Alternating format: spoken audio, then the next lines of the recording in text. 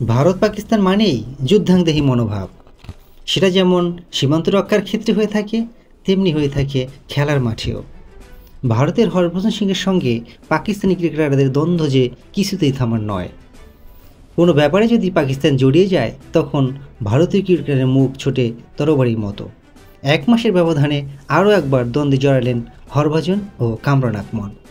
জুনে টি-20 বিশ্বকাপের সময় হরভজনের সঙ্গে প্রথম দ্বন্দ্ব বাঁধে আকমলের। নিউ ইয়র্কের নাসাউ কাউন্টি স্টেডিয়ামে ভারত পাকিস্তান ম্যাচ চলার সময় আরশদীপ সিংকে নিয়ে বেফাঁস মন্তব্য করেন আকমল। হরভজন পরে তীব্র প্রতিবাদ জানালে ক্ষমা চেয়েছিলেন আকমল।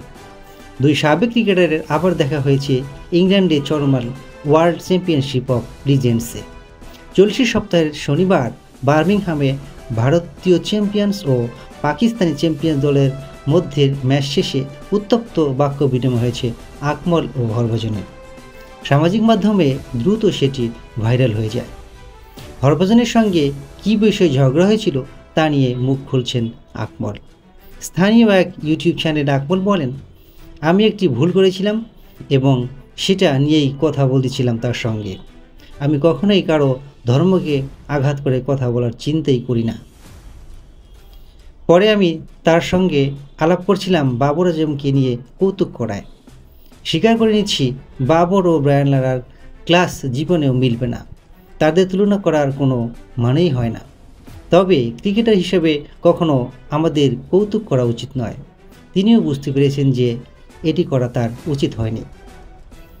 বাবরকে নিয়ে হরভজনের কৌতুকের ঘটনা সামাজিক মাধ্যমে ভাইরাল হয়েছে 2024 টি-20 বিশ্বকাপের পরপরই।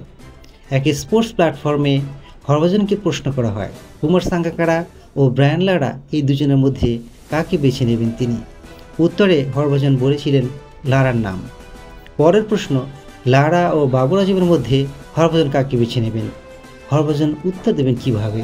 তিনি তো হেসেই কুল পাচ্ছিলেন না। আসলে কি বাবর আজম ও ব্রায়ান লারার মধ্যে তুলনা চলে? যদি চলে, তাহলে কে শ্রেষ্ঠ বলে আপনি মনে করেন?